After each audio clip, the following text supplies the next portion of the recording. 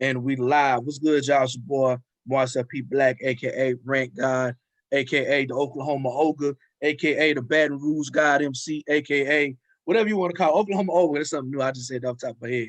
Yeah, man. Basketball to BS is episode 3. You know what I'm saying? The trifecta. We starting out with just me and my man JB. JB, tell the people what's up, bro. What's good, man? Like you said, it's basketball and BS episode 3. Me and the homie Rank God Marcel P. Black. I'm JB. I'm wearing the Pelicans hat today, but I'm your resident Lakers fan. I'm taking over for Coop. I'm repping both sides today.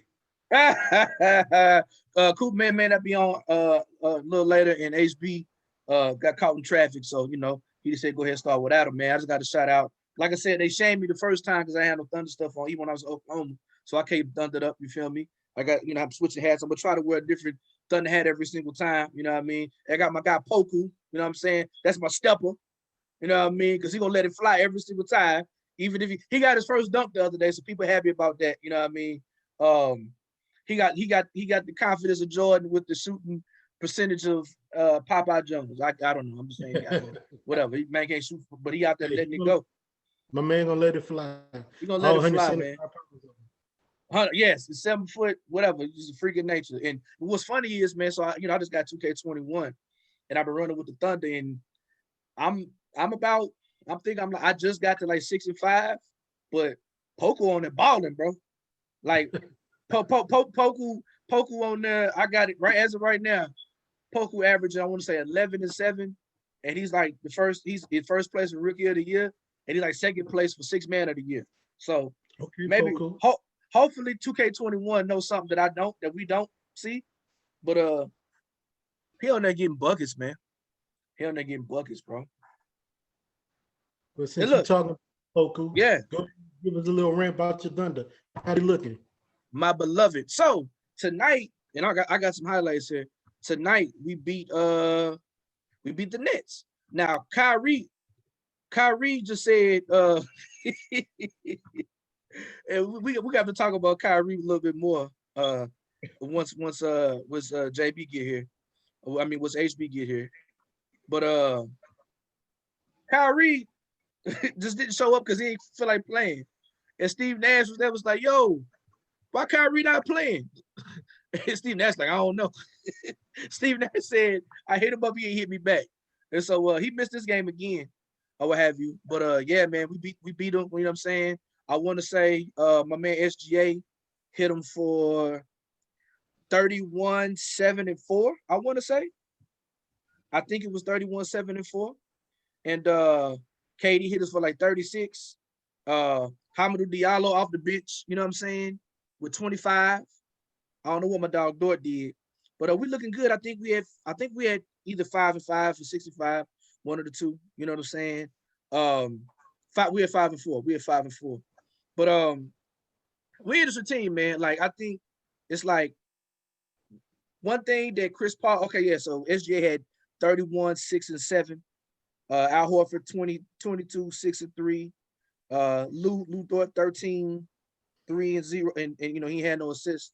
Jaime 25 and 3. You know what I'm saying? But I think one positive thing that Chris Paul left on our culture is that we compete no matter what.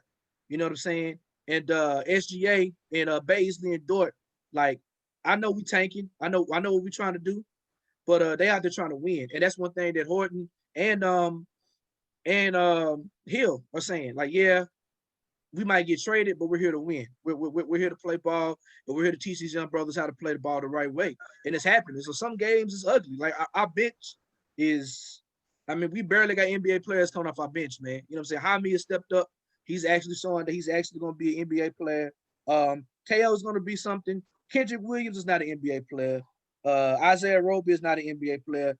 Justin Jackson is not an NBA player. Mike Muscala been balling. Like people were saying, like, hey man, if Mike Muscala keep hooping like this, we have to trade that boy because we ain't trying to be good like that. You know what I'm saying? But man, so it's they just been real fun to watch. Poku, I'm up with that Poku head. Poku had 3 points tonight. 1 for 4, he hit 1 3-pointer. You know what I'm saying? So he ain't let it fly tonight. He just hit 1 3-pointer, and I guess he was done. But yeah, man, we came from behind, came back and beat the Nets 129-116. And it's always interesting, you know, even though we're a couple teams removed, you always get that feeling anytime Oklahoma City Thunder plays against KD. And you know, the big storyline is kind of being like Al Horford had agreed to come to leave Atlanta and come to OKC if KD resigned, but he went to Warriors, and so Horford, you know what I'm saying, decided to go ahead and go to the Celtics, and so Yeah. everybody's talking about this big what if, because that would have looked like Russ, Depot, Horford, KD, and Sabonis. Yeah, You that know what I'm would have saying? been a nice spot. That would have been a nice look. That would have been a nice little lineup or whatever. But you know, such is life, man. I'm loving watching I'm loving watching SGA step into his leadership role, and like really going out there and balling and playing hard. Um, Everybody keeps even as Dort is becoming a better shooter and a better scorer. There's so many people who still are not a believer. This man works hard at what he's doing. He was undrafted. I want to say like English is like his third language, man. And like he out here just playing, like he's on a super duper small contract. And so very, very soon, you know what I'm saying? Once he get that bag, it's gonna be pretty dope. You know what I'm saying? He's definitely earned it. But yeah, man, I don't know who we play next. I like nobody was expecting us to come. I think we had like a 5-game road trip, and I want to say we're like 3-2, and nobody expected that. So you know, they've been a real fun team to watch. You know, Y'all got the uh, Spurs on Tuesday. okay, I want to say what they beat us last time, but we can see what's good with them, man. We can see what's good with them, Yeah, and I think y'all they got, beat us. I don't think Hill and Al Horford was playing. So okay. we, you know, at full strength, you know what I'm saying? I think we should be able to handle them balls pretty good. But look, hold up a second. Back All to the right. game. Kyrie actually just didn't show up, like didn't tell nobody. He just decided he wasn't playing today for real. Kyrie, no, well, it was the game before. So this is like the second game in a row he did that on. You know what I'm saying? Yeah. Like Steve Nash, they asked him, it was like, yo, why is Kyrie not playing? He's like, I don't know. He just said he wasn't playing. Or he didn't respond. There's personal issues. And Steve Nash just flat out said, like, yo, buddy not showing up to work. And I know KD had missed a couple games, 2 or 3 games because of COVID tracing. They thought he might have been infected, and so he had to sit down a couple games, and so that was kind of tracing to see if it was him. But he came back tonight. But Kyrie, and we saw this, right? Like we saw this. Like we were trying to say, what's the over under of how long before the Nets break up between, you know what I'm saying? You got D'Antoni as a head, I mean, as assistant head coach, Steve Nash as a head coach. You got two disgruntled players who want to leave their championship teams with the Warriors and the and the Cavs. You know what I'm saying? With Kyrie, you know the first year nigga don't win no championship, they dipping. You know what I'm saying? Like they like forget running it back. You know what I mean? This So is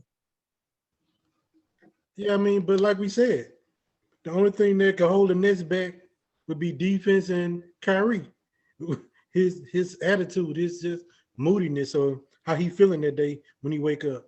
Dude, there's something else. How you a basketball player, man? It ain't like you a concrete layer, pipe fitter, garbage man. You got a hard, just terrible job. You go hoop for a living, and you just decide, nah, I don't feel like it today. and you know what? I'm gonna say this, man. As a person who, you know, as a former mental health counselor, as a person who struggles with mental health too, I get it. If that's what it is, I get it. But you got to say something, though. You know what I'm saying? Yeah, Like, if you're saying, like, look, I just had a nervous breakdown physically, because I understand what it's like in days to where you know you can't get about the bed. You feel like, you know, 3 times of how much you weigh to sit on top of your chest. I get it. So if it's one of them things, you know what I'm saying? say that But well, communicate with like with the team. it doesn't look good when your head coach, who's a rookie head coach, is like, I don't know. I don't Yeah, even know. communicate. It don't look good for morale. You know what I'm saying? And like, Yeah, I mean, and we saw what morale did to the Clippers last year. We saw what, you know what I'm saying, you know, the superstars, they kind of cavalier prima donna attitude kind of did. It really, really messed up the locker room. You know what I'm saying? So if that's what it is, man, you got to communicate to make sure that you're starting off on the right foot. You know, I think, you know, offensively, I think, you know, with Nash and D'Antoni, you know, you got the running gun coaches, you got scorers, and you got shooters. So that's not gonna be a problem. You know what I'm saying? Health might be an issue. Hell, mental health might be an issue. And like you said, defense, you know, that kind of going back and forth between DJ and Jared Allen. You know what I'm saying? But DJ ain't DJ without Chris Paul, in my opinion. You Nah, know what I'm saying? DJ nah. ain't DJ without Chris Paul.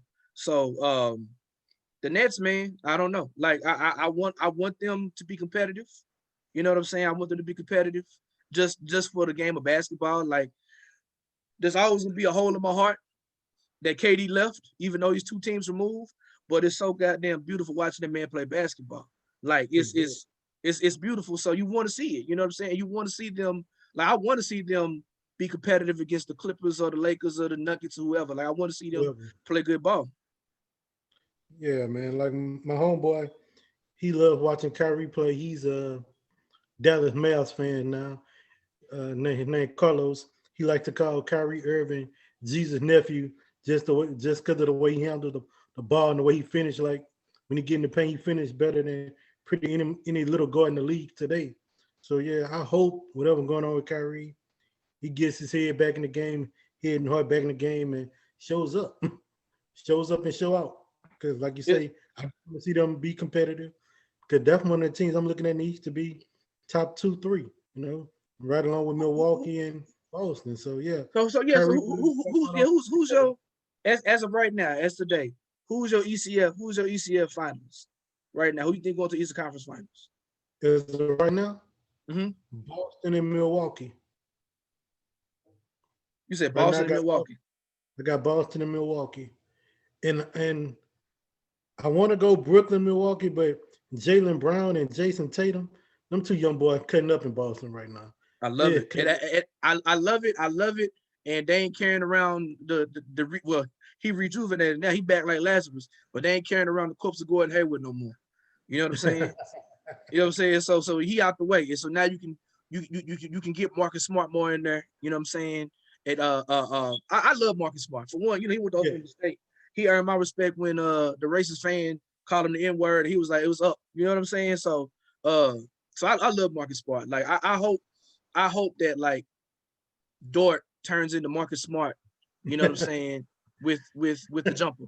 You know what I'm saying? Dort look like he gonna be a little better than Marcus Smart. He got a little more size. He got a little more size. Look at HB jumping in the car. HB's a reason. Yo. But yeah, man. I also talking about Gordon Hayward not with Boston no more. Think about it. I think Gordo. Give me a second. I gotta put my headphones in. With Gordo, Okay, I don't think he felt like they needed him in Boston. He went from going there thinking he was gonna be the first or second option with Kyrie to Kyrie leaving. He got hurt. Then when he come back, it's like Jason Tatum and Jaylen Brown and just took off. So like he went from being the first or second option to like what 4th, maybe 5th behind Tatum, Brown, Kemba Walker, and Marcus Smart. So it was like, hey, they don't need me here. That's probably then he's old, white, and slow compared to the I'm sorry. What did I just walk into? I feel like it's Gordon Hayward slander. That's slander. I said we were talking about the Celtics. We were talking about the Eastern Conference Finals, and he said Milwaukee and the Celtics. And I said I like the way how Gordon. I said I like the way Boston is playing now. They're not carrying the corpse of Gordon anymore. And I was like, I can't call him a corpse because he said like he's resurrected in Charlotte. Like, cause he is Charlotte doing his thing. Okay. And this is what I'll say. And I think like internally we've had these discussions before, but like I always used to tell you guys that like, okay, Gordon, when he's battling injuries and all that good stuff, is one thing. But when he's like legit healthy, he can roll. Go. He can roll. Like, and the thing is, like, the whole Boston thing was just a bad situation for him because they were banking on getting Utah Gordon Hayward. And when I say that, you have to remember his last year in Utah, he averaged, I think, like 22, 6, and 5, like all around ball player, could score at all 3 levels, but not like a super volume guy. That was the big thing. his big thing is his big sell has always been efficiency. You know what I'm saying? He didn't need 40 shots to put up 22. You know what I'm saying? So when he got to Boston, and like you have to remember, like, and as a matter of fact, Sally, first game he played with Boston, me and you watched it at Mahoney on Highland. Well, off Highland, on State Street, right? Remember that? And he got hurt. And we said at that time that it was a Pyrrhic victory because they got there. I think they ended up getting the win, but at the same time, like they lost Gordon Hayward, the legit first game that he played for. Right. And the thing about it is, and what I meant was like the old white and slow comment. I said what I said, but to give more context, you're not wrong. Yeah. No. Well, we got to remember that Danny Ainge was kind of shadow tanking. He had all these picks, and he was flipping them picks, and so the team. So by the time Gordon Hayward got healthy, the team he came to was different. You know what I'm saying? Because the development of Jaylen Brown, the development, you getting Jason Tatum, Marcus Smart is doing his thing. And you know what I'm saying? And then you get Al Horford. And so the team he was coming to, by the time he got healthy, was different. And then, they kind of played honor ball and put it back in the starting lineup, but he never really fit. Marcus Smart should have been starting at the 2. You should have moved Jaylen Brown to the 3. You know what I'm saying? But whatever. And I think, I think the reason why he went to Charlotte is because the pressure's off of him.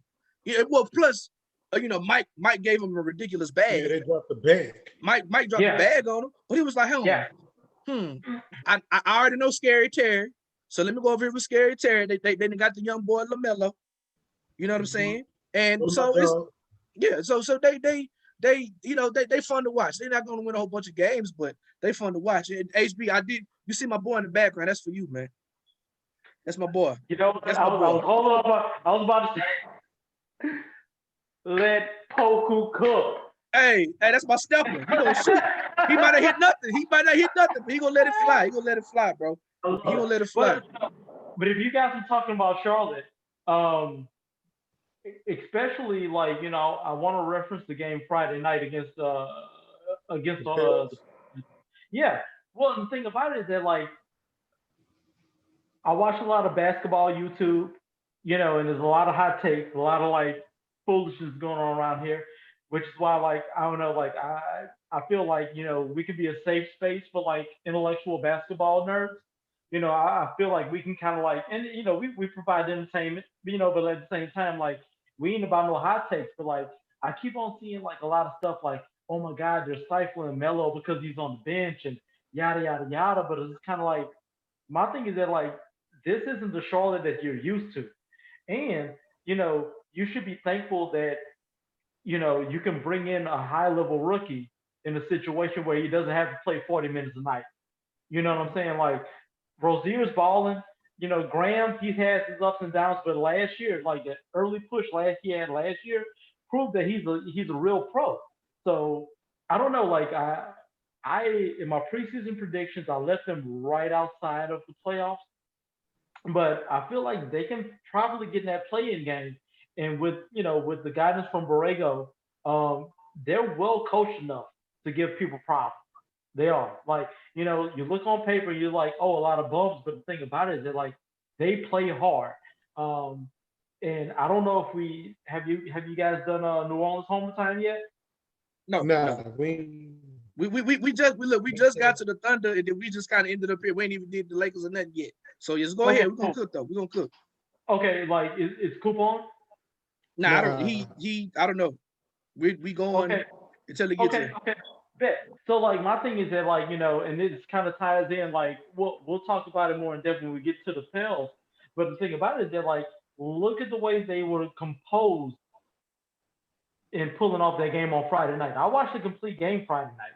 And in the first quarter it looked ugly because like the Pels were cooking.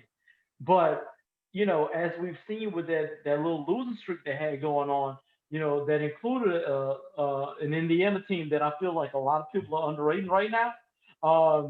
And who else did they fall to? Who else did they drop to last? Indiana, Oklahoma City. Yeah. Oklahoma City, yeah. But all of these games were lost in the fourth quarter. Yep. And the thing is, like Indiana is like a legit pro team.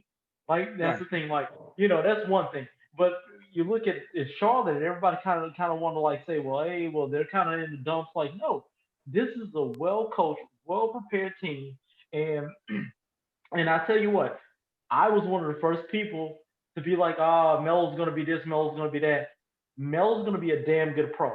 You know, he's a handful of games in, and he had some sloppy play that in JB. I know you were watching it as well. That behind the back pass that went to the third row. Yeah, Like yeah. But he's gonna have those moments. But at the same time, holy hell, how talented is this kid? Like they're getting there, and the fact that like he can actually develop, he doesn't have to play heavy minutes. The fact that he has, you know, Terry Rozier and Devontae Graham to kind of like relieve him when he kind of gets in the woods. Like I think that's a great thing. I think they have a really good thing going on. Um, I'm not mad at it at all, really. I want to look at this triple double game a little bit. You keep talking, but Yeah, I'm gonna put the highlights of the yeah, triple double game. And he got busy. He had what, like 22, 11, and 10? Like a yeah, healthy yeah, triple yeah. double, like a substant, like Legit. a well-rounded game. Yeah, yeah. it wasn't very much 10, 10, and 10. Yeah. It wasn't Well, a very much 10, 10, and 10 triple double. Nah. What what I well, like about LaMelo that I wish his brother would do, LaMelo is a much more aggressive offensive player than Lonzo. absolutely. Lonzo, Lonzo, he gets in the paint and he's not looking to score, he's still looking to pass. Yeah, If he gets a little bit more aggressive on offense, I think it'll help him game a hell of a lot because he has the ability to get to the rim and he gets there. But like I say, a lot of times he'll get within 7, 8 feet of the rim and he's looking to kick it out to the shooter. Man, yeah, look, take that shit. But I yeah, think a lot of that still has to do with him a little bit. Two things. My hypothesis is one, him being the older brother. I feel like growing up, his dad always made him, hey, make sure you get your brothers involved in the game. So he was always heavy on the passing. It was never about him. It was always, hey, you got to get the other guys involved, get your little brothers involved, make sure they're getting buckets too. And that took over as a main part of the game. Hey, always getting everybody else involved. So he doesn't look to score even when he should. And two, I think also he still doesn't want to go to the free throw line because he's shooting it better, but he's shooting like 65% or something like that as a point guard.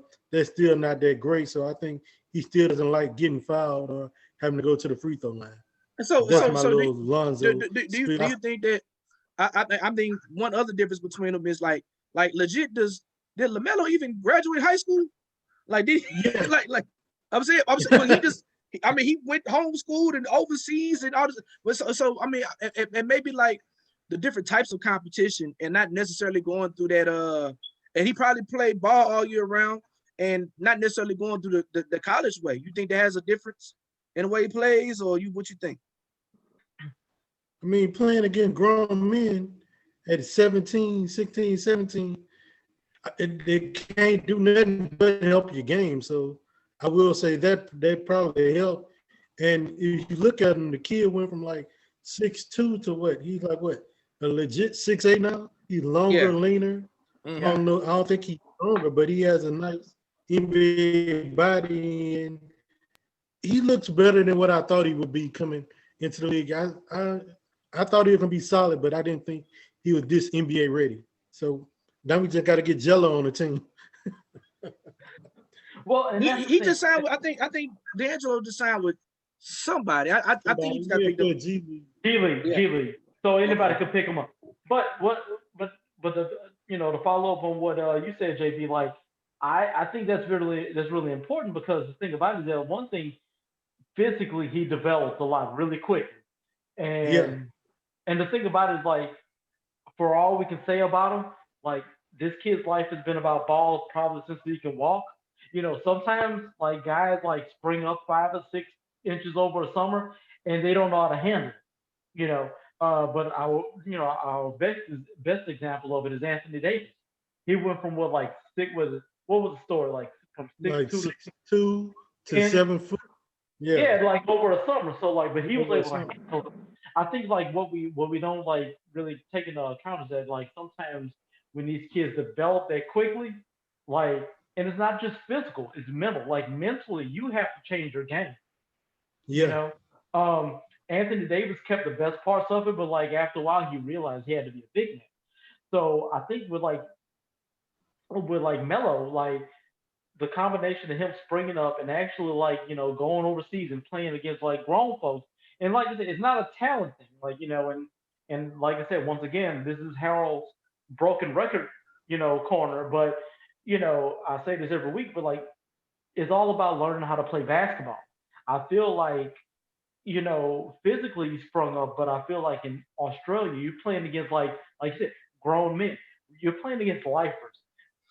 yeah. 90% of these guys, they be giving up on the dream of playing like NBA basketball, but you know what they're gonna do? They're gonna bust your ass every night in the Australian league, and that's their thing. And then You like know, you literally playing like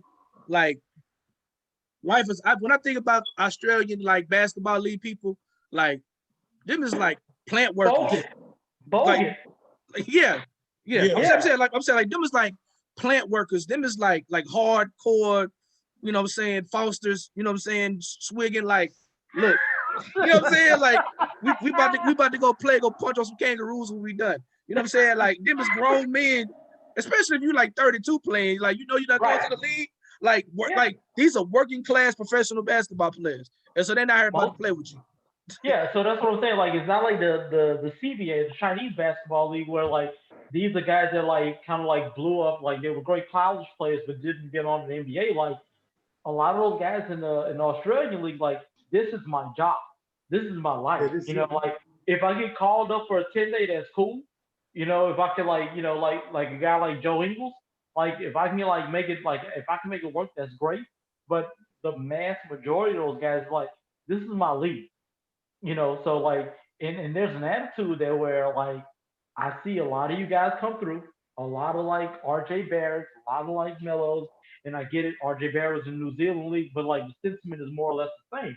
Like, they're gonna make their life hard for him. So like those guys are getting after him. So I feel like he got a really good education on like basketball, physical basketball when he was out there.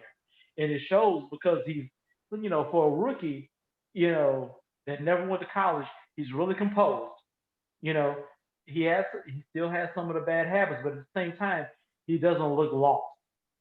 8 games into his professional career and not having played like high level college basketball and dealing with COVID and not having like a real training camp, he doesn't look lost. And I think that's one thing that like not just him, but we need to give a lot of these rookies credit for. If there's any like rookies thriving right now, we really need to give them a lot of credit for not looking lost on a professional basketball court Absolutely. So HB, I'm loving your shirt, man. So with that said, let's go ahead and go to Chicago with it. You can talk to us for a second. right now. Okay, so here's what I'm gonna say. Um, I was a little hard on my Bulls last week, but just know it's out of love. Hey man, y'all gave us hell Friday night. We did, and I tell you what, like I was out randomly just kind of hanging out Tuesday night, and I totally forgot that we were playing Portland on NBA TV. And the place where I was at, they were just kind of switching around channels, and I was like, ooh, put it on the Bulls game. And I'm thinking like, I can do a little bit of scouting, I can do a little bit of analysis. Holy crap, dude! We we took it to the we took it to the Blazers, dude, and that's not an easy thing to do, you At know, all. at all. Like, what I'm saying? Like, so, um, I think, and the one thing I did say, like, I started off real negative last week, and then I kind of ended on the positive. And thankfully, I didn't get called out for like being super duper negative.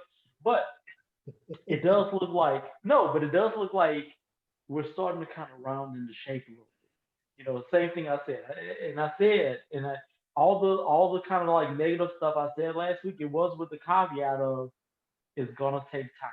It's gonna take time for ability to kind of round out their rotation. And one thing I will say, especially with the young guys, they're playing hard. They're playing hard. Like my thing is that I can forgive. missing defensive assignments. I could forgive the things that you would normally forgive like young players for. Um, but we're playing hard, man. Like I kind of like where we are right now. We played the Clippers super tough today. Gave up, kind of gave up a lead and we gave up the win. But at the same time, like, when the Clippers want to be on, they can be on. I'm not gonna talk about Friday night. I just whatever. I posted about it in the group, so everybody listening, how I feel about that. But like I said, we got Levine, um, especially in the Portland and in the Clippers game, and in the Lakers game especially. He's starting to establish himself as like I'm the guy as far as scoring. I'm the lead scorer, you know. And like I said, I can't I can't be super mad at the percentages. I mean, he's averaging 26 a night right now on 47 and 87 from the free throw line. The three ball could use a little work, but the thing about it, like young Kobe's shooting 38% right now. So we have guys that can kind of put it up. Um, there's still like a little bit of confusion as to where like when we play guys like some of the substitution patterns kind of like baffle me. But like I said, like this is a team where we knew it was going to be a learning curve. It was going to be a huge learning curve. And in a like I said, in a messy Eastern Conference. I mean, like I'm feeling like I'm feeling like playing gamish. I'm really feeling that right now. So You why know, so why we talk about Levine? I'm bursting with love and pride here because y'all didn't win look the at that. game, but Levine had 45, 7-7 in Patrick Beverly's face. Um, Patrick Beverly shot, let me see, he shot 30% from the field, 16% from three, and one turnover. How many? One turnover, four fouls. He was a -12. So this all this defensive guru out here is getting lit Yeah, up. The starting point guard is getting lit up. So yeah. that's my PBF slander for the day. Shout out to Zach Levine and anybody else who's dropping buckets on Patrick Beverly head right after the game. Let me, But no, where my Bulls at? Where my Bulls at? Just so I can. Oh look, let me put my Bulls hat on. right. Oh Just for yeah, do PBF it, slander. This do this it. this for this is my just for a little bit while we talk about. I put my Bulls hat on just for PBF So, slander. You know what I mean? all right. So real quick, man. Like while I'm talking about the Bulls, and I've neglected to do so on the other pods, but I have to give a huge shout out to Mike. You know what I'm saying? Like, he's dude. He's brought in the Chicago contingent, and like I've never felt more at home in my own group than ever. So like, shout out to Mike, Aaron. Like, like I'm missing a lot of you guys right now, but like legit, like shout out to you guys, man. Like y'all really keep the discourse going. But like I said, like it's starting to look like a real team. Like we got the rookie still doing his thing. I'm sorry, man. I love me some Pat Williams. And circling back to Mike, hopefully he's listening. But he was talking about Denny Avija, and I ain't gonna lie, that's the one thing that we're missing. Yeah. Pat is more of like a four, but like I ain't gonna lie, man. Like if we had Denny to like run that three and like really guard on the perimeter, we'd be something dangerous. That's the one thing we're really missing because you look at some of the guys we have. You know, we have guys that can kind of defend, but they can't really defend that 3-4. Like even like hey, local boy G Temp. You know what I'm saying? Like, but he's 6'5". You know what I'm saying? Like, and then you go to a veteran like Thaddeus Young. He's more of a power forward, and plus Thaddeus Young ain't never really been about defending in his life anyway. You know what I'm saying? But like moving forward, like I think we have a good thing going. Like and like I said, I just kind of want to walk back some of my comments about being super duper negative because I ain't gonna lie, like that Portland win filled me with joy. Like that was a really good win. You saw something. You saw something. I saw something, and like I said, and like JB said, even in the losses today, in the loss against the Lakers, we're playing against two of the best teams in the in the league. but we showed something. We played super duper hard. Like I feel like Billy D is starting to get more of an idea of his rotations and the substitution patterns. Like I don't know, man. Like I really do feel like we can be a contender in that playing game. My big question, besides like getting somebody that can be a true 3 and D, because like I mean Otto's cool, but like I don't even defend him. Um, I'm really curious about Wendell Carter. Like I need to see something from Wendell Carter. Like I don't see it yet.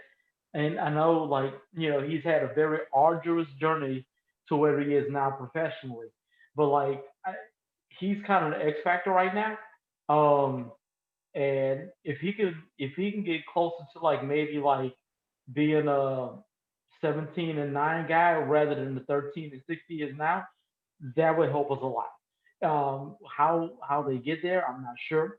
And I will say this: like next week when we talk, I'll probably have a better idea because I really want to do kind of like a deep dive into the Bulls and how they're using them, and maybe like whether he's kind of like if in certain lineups he's kind of misused or not. But I tell you what, like man, the Bulls gave me a lot to be like hopeful for this week.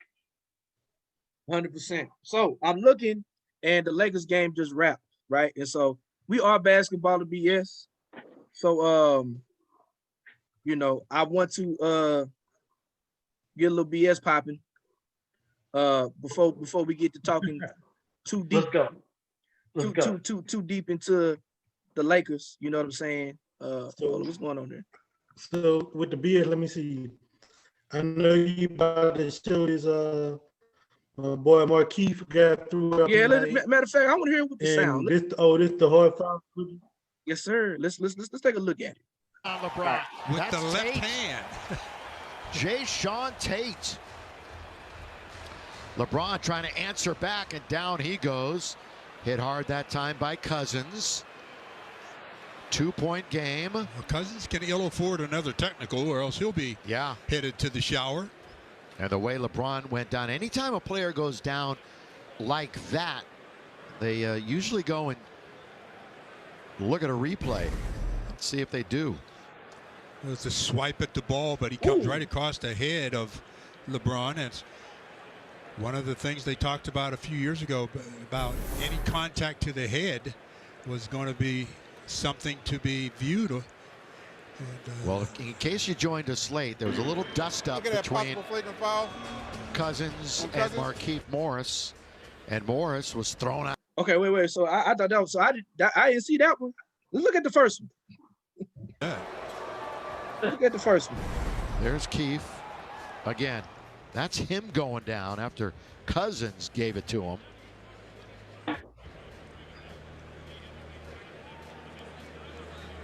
Yo, man, what's funny is Markeith is a big dude, and he got up and ran up and pushed Boogie, and like Boogie barely budged. Well, a lot of jawing, and thank goodness. And Markeith has a reputation as a tough guy around the league. Going on. He ran up and shoved Boogie, and it was like Boogie. It was like Amari come and shove you, ran God. Boogie like, what was that? Like, did this little guy just like what was this? It was crazy. Yo, I ain't gonna lie. When I first saw the Boogie flagrant, I'm like, man, he didn't hit him. But if you look at it in some more, it do look like he actually caught LeBron in the top of the head, forehead area. Nah, he clocked him. So he yeah, okay. You think he mad because he Yeah, because I thought it was just a swiping miss. Nah, y'all know Bron a good actor. He get a yes. At first, like I said on the first watch, I was like, oh, good flop, Bron. Okay, but then when they showed him slow, I'm like, oh, okay, he actually caught him. Get out of here, Boogie. Get out of here. You think Boogie mad? You think Yeah, Boogie mad? We beat the snot out the Rockets tonight. I was happy about it. No, LeBron ain't bring him back. Yeah. They ain't bring him back. He had to go to H-Town. I don't know, Right. man. You got to be happy somebody signed him. He should have took that deal the Pels offered him a couple of years ago, right before he tore his Achilles. He should have took that deal. He'd be paid right now. I don't know why he didn't accept that contract. That was Right. crazy. Oh, but look at these highlights. Again, Marcel, I just want to say thanks again for sending Dennis Schroeder our way. Really like watching the young man ball. Hey man, y'all take care of it, man. Get that man a I ring, really bro. like that. I really like that. Lakers looking good so far. We played a dud the other night against the Spurs, though. That was kind of No, okay. Time out. So JB, talk about that. Like, what was really going on in that game, bro? It was just a weird game. It was like they played us small. For most of the game, looked like they had Rudy Gay and DeRozan at the 4. So okay, boom. We have AD at the 4. We should be punishing them down low, but we didn't. It was just a weird, badly played game on our part, and you're not an out-coach Greg Popovich 9 times out of 10, and it just looked like So kind of looked disinterested. So with that lineup in which y'all should have punished them down low, did y'all just kind of pop off a bunch of like shitty jumpers? It was like I say, it was just a weird game. We missed a bunch of shots. We didn't defend like we normally do. It was just weird because you look at that game, you think, okay, because I think we played a week or so before, and we beat them like by 10 or 15. Then this game, I'm thinking, okay, boom, we got it. Shouldn't be nothing. But like I say, we just looked disinterested this time around, and we didn't punish them in the paint. Yeah, like I said last week, AD MVP campaign is getting off to a shaky start. He's got to have some monster games to get back in get in that top 5 of the MVP race. But I mean, we winning. So hey, I'd rather him get defensive player anyway. Well, right. and what I want to kind of touch on as well is that like when y'all play, like, one thing that I noticed, and I only watched the highlights, I didn't really like dive in, but like DeMar's kind of balling this year, right? Like I feel like it took a while, but like Pop, like you said, DeMar's kind of like unlocked a thing in DeMar. Like, dude, like DeMar's averaging 7 assists a game. Yeah, Dave started actually playing through him instead of playing through Aldridge. And you know how I feel about LaMarcus Aldridge. So, I know. Yeah. I'm going to it. Oh boy, he's going. But yeah, they've actually started playing through him, playing through DeMar, and their offense actually looks modern. Like they actually have a modern offense again, and it looks good for the Spurs.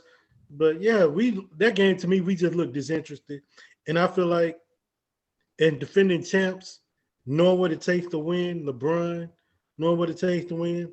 I feel like there's gonna be a lot of games this season where we kind of coast and we look disinterested. I still think we're gonna do enough to get the number 1 seed in the West, but I also feel like, in the words of LeBron James, he's gonna be on chill mode for a lot of the season because the most important thing for us to do is stay healthy. So when it's playoff time, we are at full strength and ready to rumble. Right. Well, and do you think it may have been kind of like a lack of scouting going into that Spurs game, because Keldon Johnson lit y'all up, and he's been rolling all season. Oh yeah. So so like I mean, and that's the thing, and I will say this: this is kind of one of those early season games that it benefits the Spurs way more than it kind of like hurts you guys. Mm-hmm. Because like here's the thing: the Spurs are trying to like collect wins, because don't get it wrong. The Spurs ain't about no tanking. They're 5-4 right now.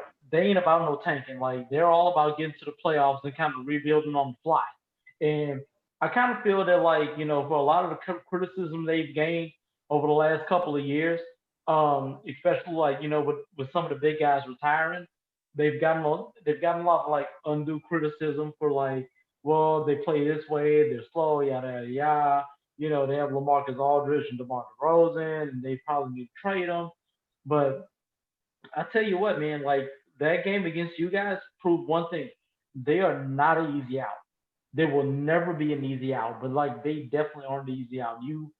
They could be playing like five like, you know, janitorial guys. And they will never be an easy out. You still have to come with your game, with your A game against.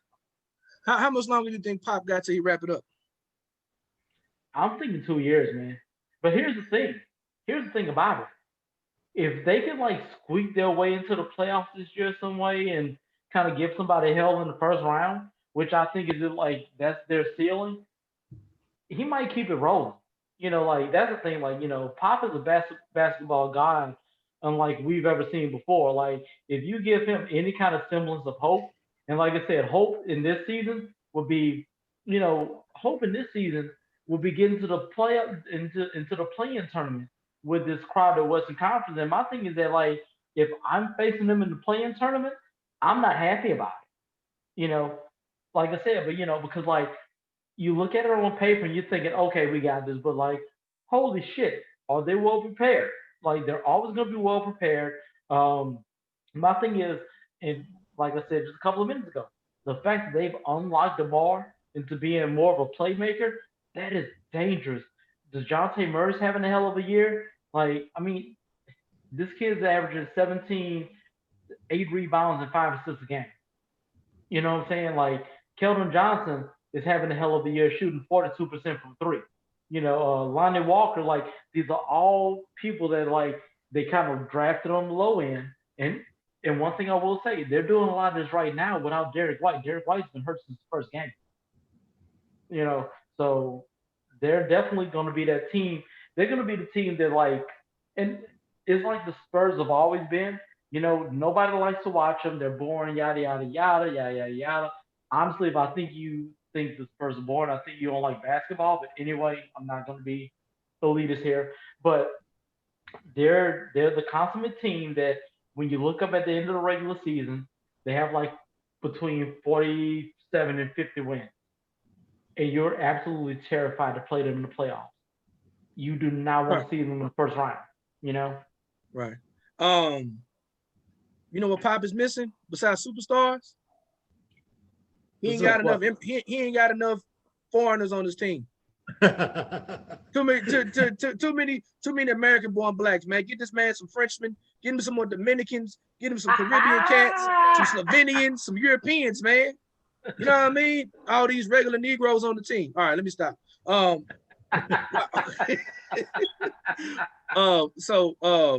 right. That's a good point you made, though. I'm just saying. So whatever. We just gonna do it like this. So me and JB were talking about this off air, but your boy had a pretty nasty injury, man. Bogdan. You know what I mean?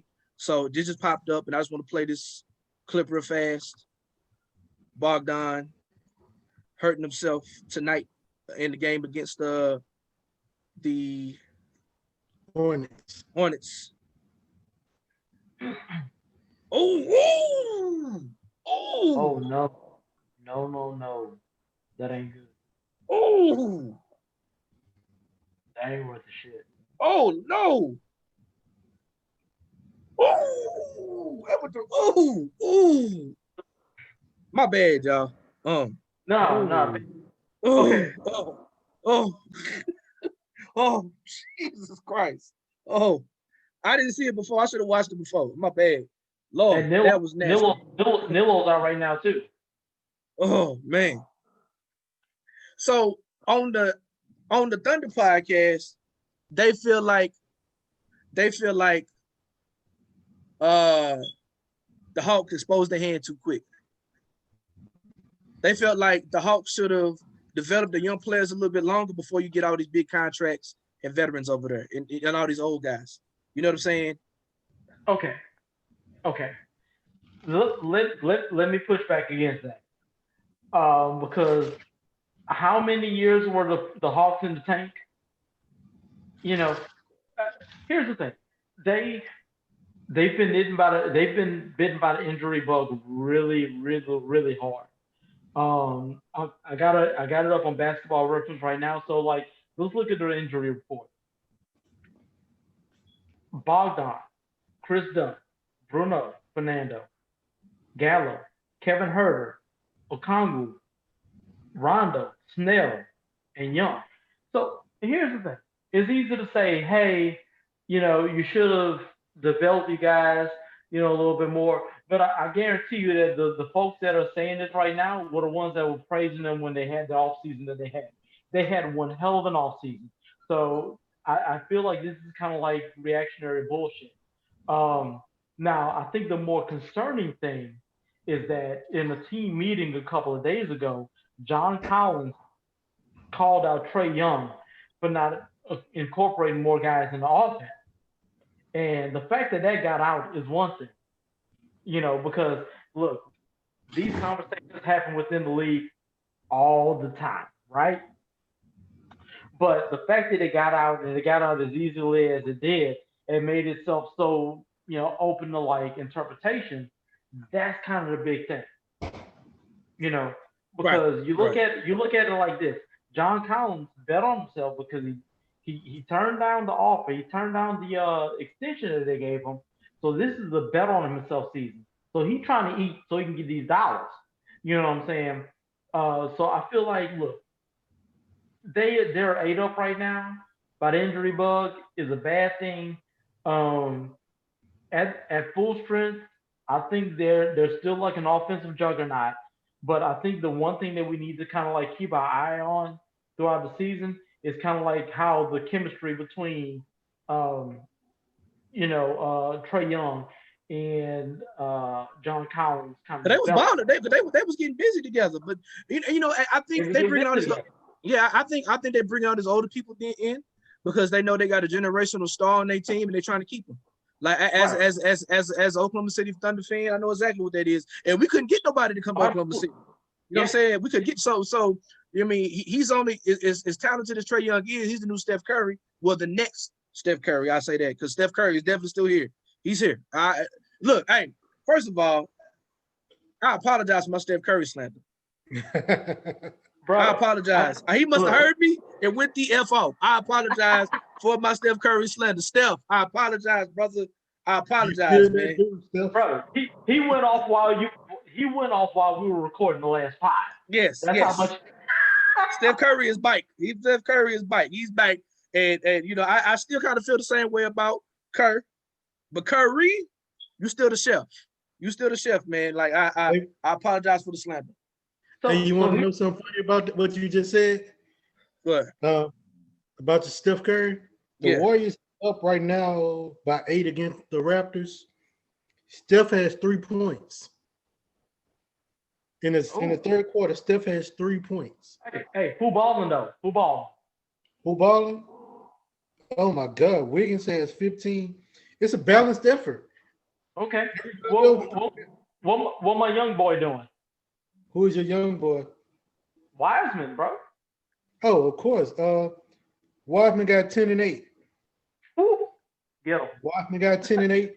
Draymond got 10, 8, and 7. He's trying to get out the triple single category this week. I tell you what, and I've had a lot of slander, not for Curry, but for that team, like for the Warriors. But the one thing that can like really help them, and the one thing that can kind of like propel them into like that like playoff picture is Draymond producing offensively. Like if Draymond actually start hitting threes at a decent rate again, that'll just open everything back up for him. Because right now he's shooting probably like 30% from the three. It looks bad. He's not taking a lot, but he ain't hitting the ones he's taking. He's shooting like Kelly Oubre. Oh, right. So like, wait, one more thing. So like, circling back on the Hawks. So I heard an interesting thing when they were kind of like talking about like the friction in the locker room, because apparently it's not just Collins. Like apparently like there's a degree of everybody kind of getting fed up with Young kind of being like not like a ball hawk, but just kind of like everything going through him and just kind of like, everybody else just, fighting for shots. So it was an interesting thing that came up. It's like it's the dichotomy. And if you look at like how the Hawks have rebuilt since Travis Schlenk has been there, they're trying to be East Coast Golden State, you know. So the thing they were saying is that like he has two paths that he can go on right now, and he's kind of at the point where he has to choose. He can either go on the Harden path or he can go on the Steph path. Right now, he's on the Harden path. Exactly, but for the way that team is made up, it would be more beneficial for him to go towards the Steph path. So it's going to be really interesting over the next several weeks to kind of see how this plays out.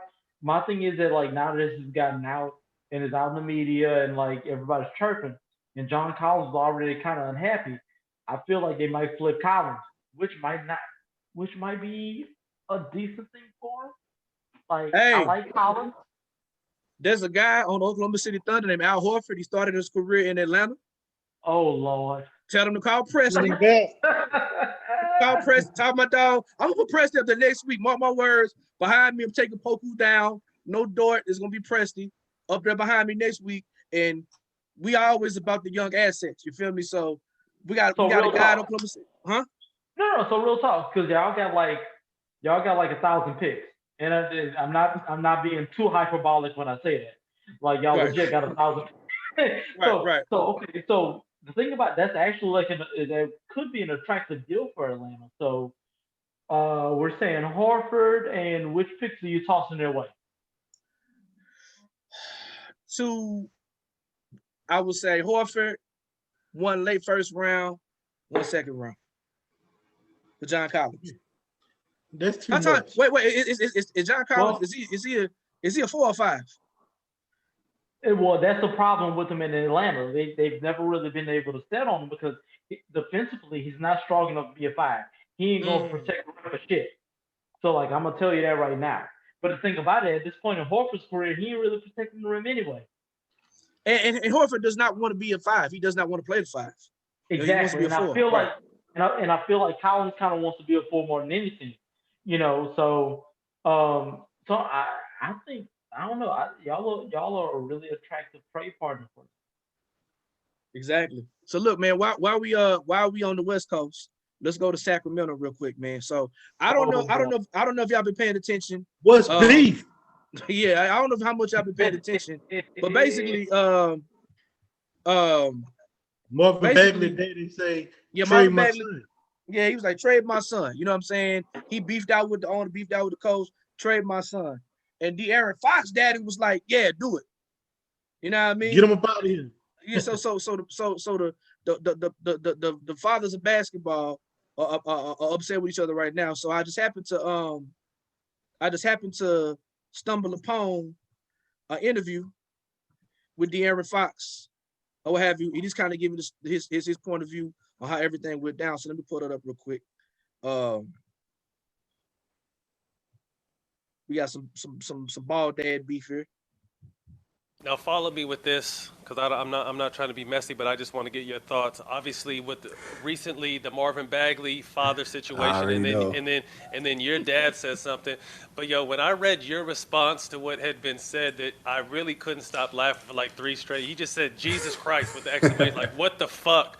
Now we're in a new age, obviously, where I commend any fathers that have their kids back, and I understand the whole thing, but I don't think dads, because they're new to the social media game, understanding the power they have at the palm of their hands. So they're tweeting things that they may tell your mom or your family. Marvin's dad doing what he does.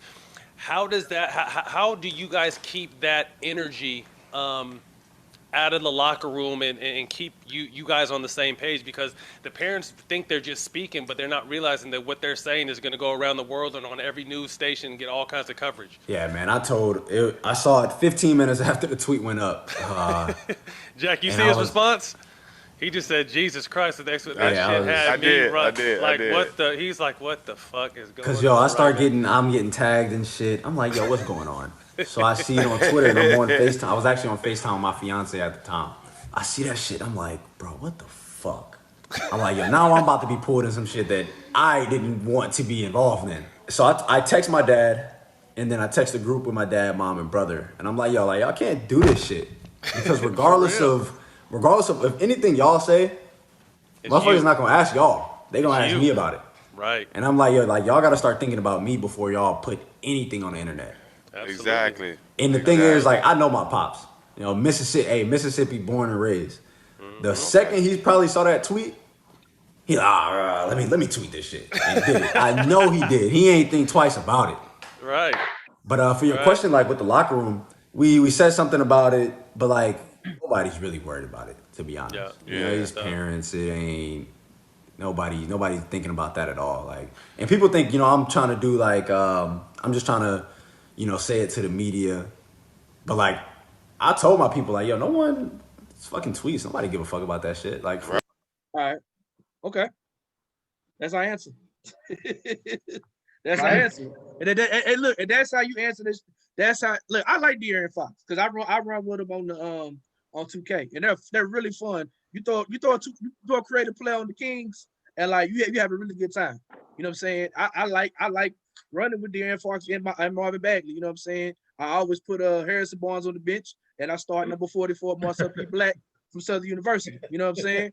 And we get busy out here. You know what I'm saying?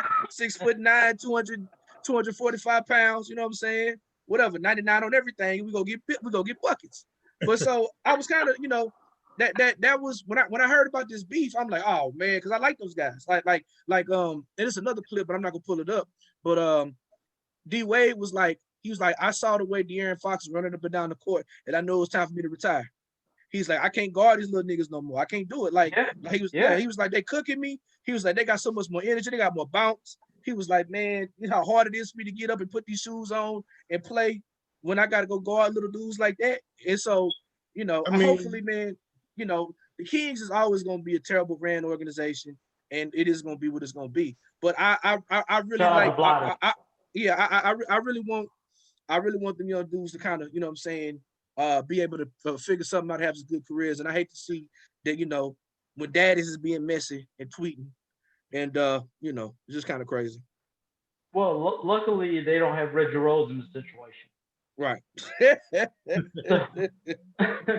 So one thing I will say about this, and it touched on a lot, like, you know, like social media, it's kind of like blowing this thing up. So like, you know, you think about like when we were growing up, you don't think that like your favorite team didn't have like beef going on in the locker room?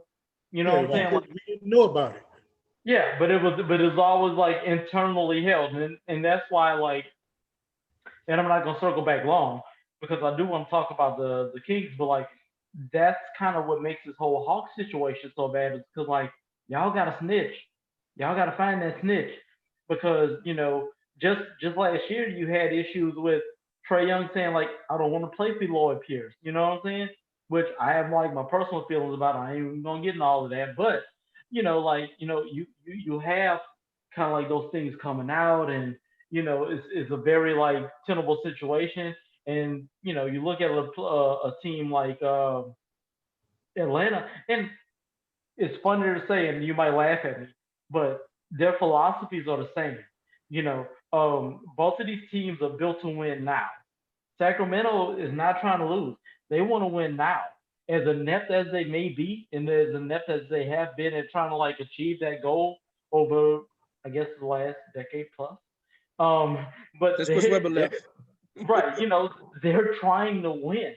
So like when stuff like this comes out, hell yeah, it causes a lot of friction, because when you look at their roster, they don't have a terrible roster, you know. And I said it last week, like, you know, maybe coaching is the issue, and I think more so like Jigger.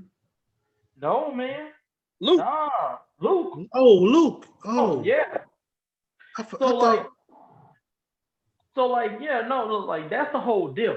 So like, you know, you have an uncertainty as coach because, like I said, first time head coach, you know, he did his thing as an assistant, but he did his thing as an assistant under a nearly impeccable like system. Yeah. You know, so they kind of put their trust in him. You have a front office that don't always make the best choices, but I will say this, yeah, you know, Blythe is kind of a bum. You know what I'm saying? Like, but the thing about it, like, despite all of that, when you look at him on paper, I see the makings of a team. I see the makings of a decent team.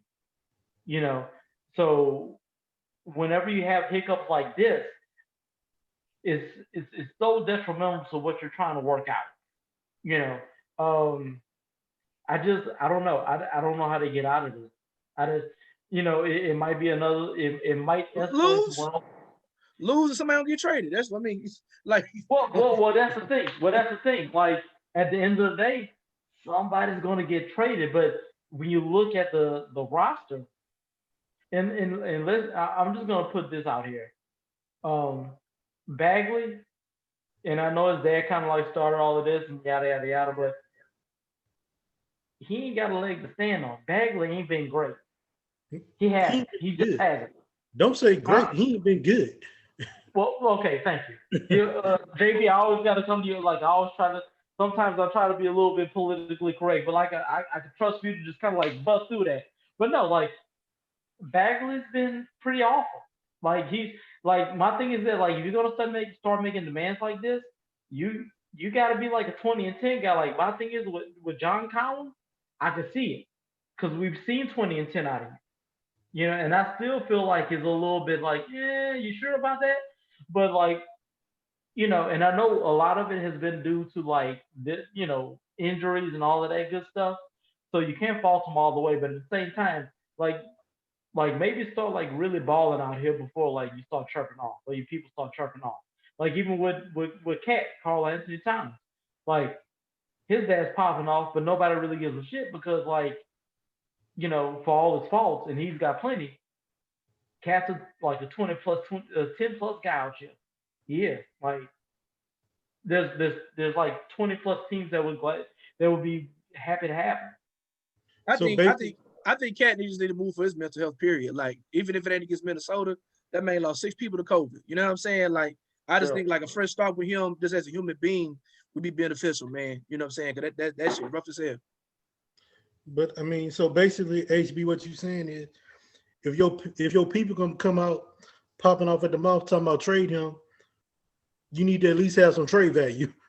Right. Because here's the thing. This has gotten out, and I doubt that Sacramento's phone. Well, no, Sacramento's phone's been ringing up because they're horrible and they get duped in trades. But yeah, like I doubt that like their phone has been ringing up for like fair trade over there. Sam Presti has not been called in Sacramento. Presti. They don't want Presti to call because Presti gonna dupe them. Right? If you Sacramento, you want a bad GM to call you. You don't want Presti to call you. Well, here's the thing, and that's the thing, and I feel, we're gonna start talking about the Kings because like I feel like I'm getting dumber about a minute talking about the guys on the team. But the thing about it is like once again, you look at that roster, like they have something. It sucks. They have something. I don't think they're well coached, but on paper, they have something. They struck gold with Tyrese Halliburton. Like, how did he stay there? How was he on the board for them? Like, he shouldn't even be in Sacramento. Bro, like the fact he dropped all the way, I think they got him with the 12th pick. I'll fact check it because we're thorough around here. But like, yeah, 12th. So yeah, the fact that he dropped to the 12th pick is wild to me. And they got a steal. And the thing about it is like he's balling, but like I can't keep helping thinking like, God, he would be so much better off somewhere else. And that's what I think about like all of their most talented players. And that's a fact. No, I'm just saying like, and I love De'Aaron Fox, but I'm just kind of like, and he's having kind of a rough year. I will say this, like he ain't exactly balling out of control either. But like I just can't help thinking like, all of these guys would be better served elsewhere. Right. Which is why the Bogdonavic injury is such a hit because like he finally got out of Sacramento, got in a new space, it's part of an offense that will really help him, and like all of a sudden, like boom, So, but anyway, right, cool.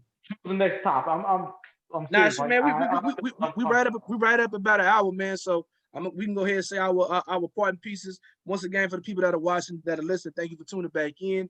It is a pleasure every single time I get to see you guys, even if it's virtually Mr. Brown and Mr. Butler. Coop couldn't make it, and who knows where Daryl is? You know what I'm saying? I don't know what he's doing. I need to check up on him.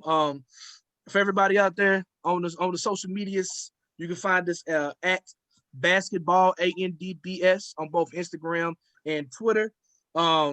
Basketball ANDBS on YouTube, where you can watch this video. If you're watching it, you probably see that right now, what have you. And we're also going to be on Spotify, via the Anchor app and on blurters.com. But yeah, man, thank y'all for listening. One thing. Oh, one more thing. Sorry, one thing. Yeah. On YouTube is basketball and BS exclamation point. Yes, yes. Yeah. So exclamation point. Because the old one, I think somebody used our old one. I don't know what's going on. Yeah. Anyways, but yeah, basketball ANDBS exclamation point. We out, y'all. Peace.